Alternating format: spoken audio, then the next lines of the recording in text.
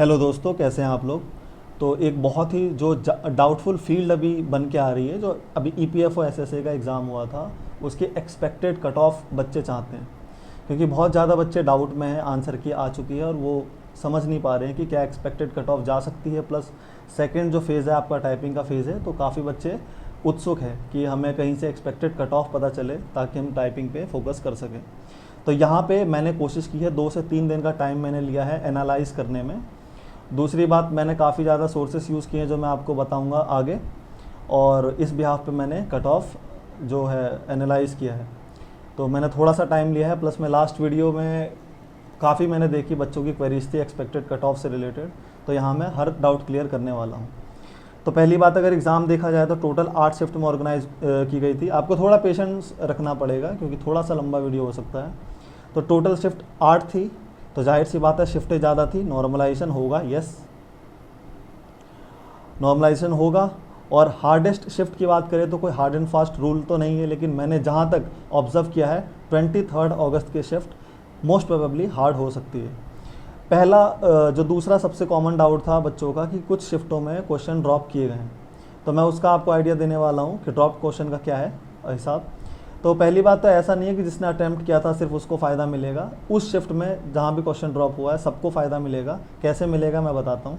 मान लीजिए एक एग्जांपल लेते हैं कि 2 क्वेश्चन आपके ड्रॉप किए गए, है ना। 600 मार्क्स का एग्ज़ाम था, 4 मार्क्स का एक क्वेश्चन था, तो 8 नंबर ड्रॉप किए गए। 592 आउट ऑफ, यहाँ पे थोड़ा सा मिस्टेक है, इसको 400 मानिए, ठीक है। किसी बच्चे के 400 मार्क्स आते हैं आउट ऑफ 592 क्योंकि 2 क्वेश्चन ड्रॉप हैं। तो उस बच्चे के जो 592 में से 400 मार्क्स है उसको अल्टीमेटली 600 में से ही बताया जाएगा। कैसे? 400 को आप डिवाइड कर दीजिए 592 से और इंटू कर दीजिए 600 से, तो यहाँ पे आपका निकल के आ रहा है 405.4।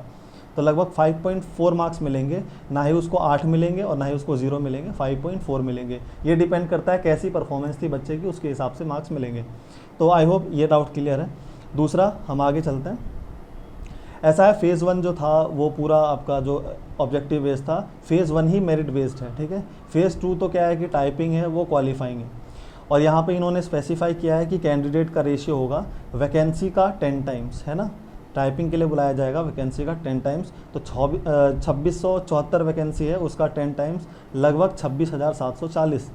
तो इस बेसिस पे हमने आगे एनालिटिक्स जो है निकाले हैं।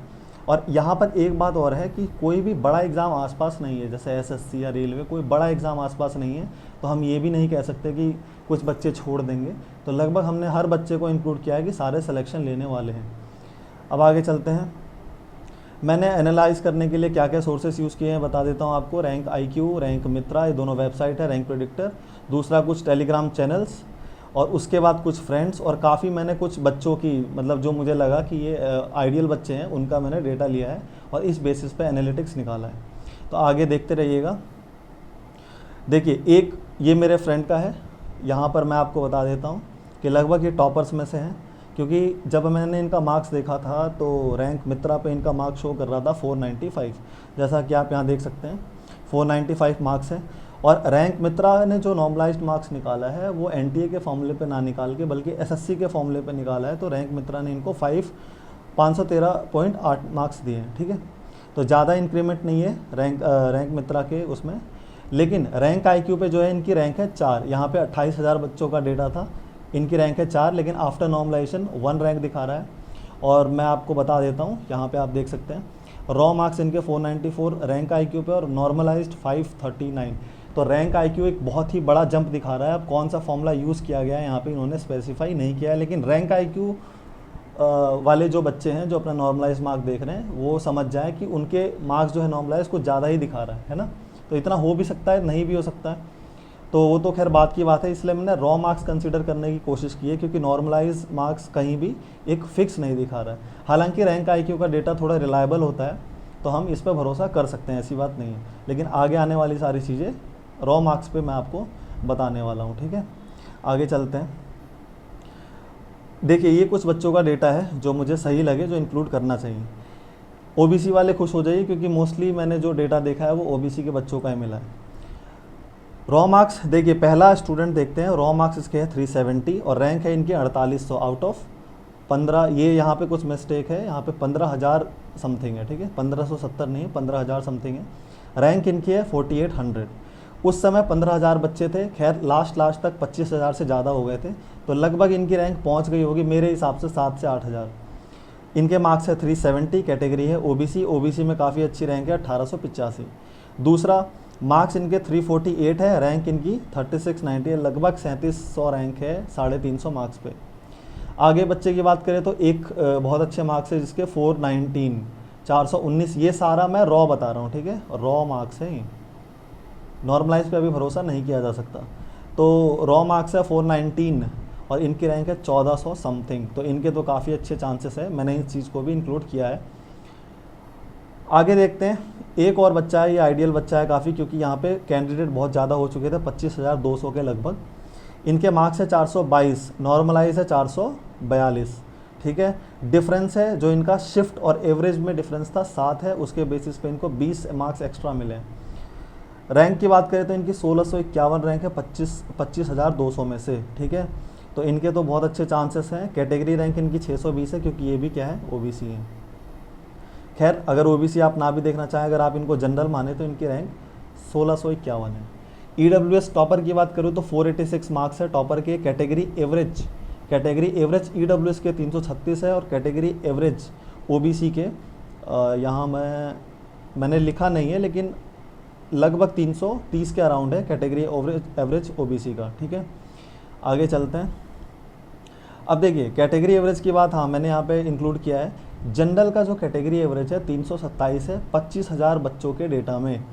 ओबीसी का जो 326 है 25,000 प्लस बच्चों के डेटा में। एससी का खैर मैं इतना नहीं देख पाया, ठीक है, और ज़्यादा डेटा अवेलेबल नहीं था, लेकिन सॉरी, आप ओबीसी से 12 से 15 नंबर लेस कर सकते हैं, ठीक है, लगभग यही ट्रेंड रहता है कहीं भी। तो एवरेज मार्क्स आप देख सकते हैं 327, 326, और ये क्या है, अगेन मैं आपको बता देता हूँ, रॉ मार्क्स है, कोई कन्फ्यूज़न नहीं होनी चाहिए। आगे चलते हैं। तो जो वैकेंसीज अवेलेबल थी यहाँ पे आप देख सकते हैं, टोटल 2674 वैकेंसी है। जनरल की ऑलमोस्ट 1000 है और ओबीसी की अच्छी खासी वैकेंसी है 529, तो लगभग 1500 से ज़्यादा ओबीसी की वैकेंसी है और एससी की और ज़्यादा है 2000 के लगभग।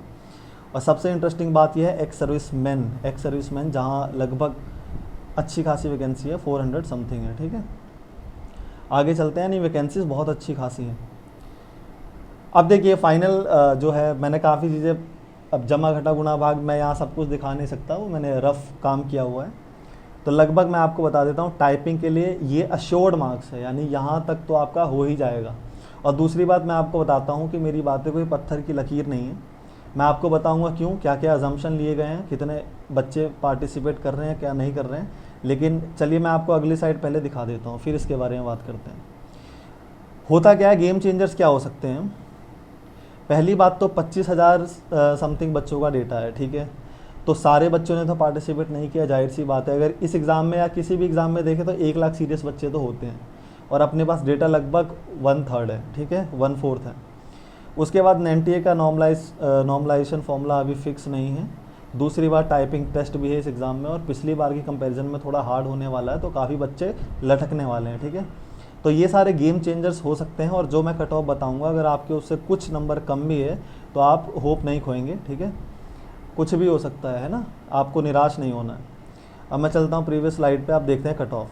तो जनरल की जो मेरे हिसाब से एक्सपेक्टेड है, काफ़ी ज़्यादा चीज़ें मैंने आपको सब बताया, मैंने क्या क्या कंसीडर किया है।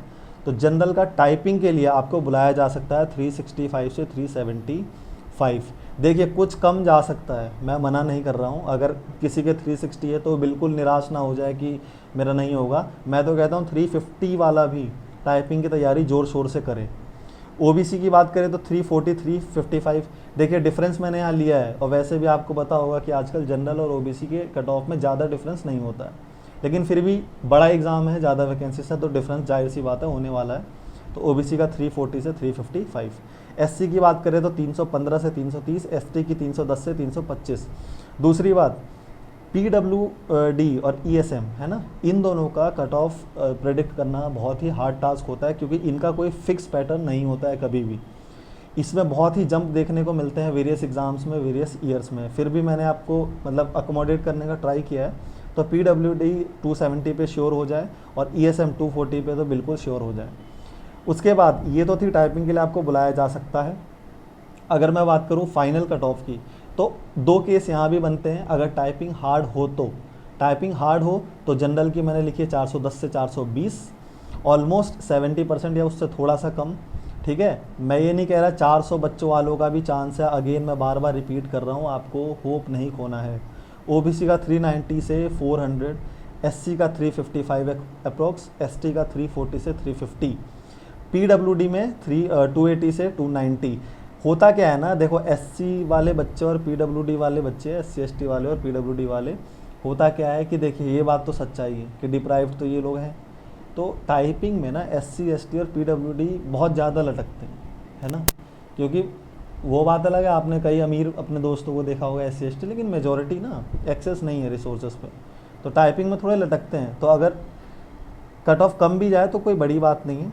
ईएसएम वाले टाइपिंग में नहीं लटकते हैं क्योंकि वो काम करके आ चुके हैं अच्छी अच्छी जगह पे, उनको वो फैमिलियर होते हैं हर चीज़ से, है ना, लगभग ये बेसिक टाइपिंग वो कर देते हैं। नहीं भी कर पाते तो 15-20 दिन की तैयारी में हर कोई कर देता है, इसलिए ज़्यादा डिफरेंस यहाँ पे नहीं रखा गया है। फाइनल कट ऑफ, अब दूसरा जो केस अराइज होता है कि हर कोई प्रो है, मतलब हर कोई टाइपिस्ट है ना, तो यहाँ पे आपका कट ऑफ थोड़ा सा बढ़ सकता है, क्योंकि टाइपिंग में कम बच्चे लटकेंगे तो कट ऑफ ऑब्वियसली बात है थोड़ा सा ज़्यादा होगा ये पहले केस के कंपैरिजन में।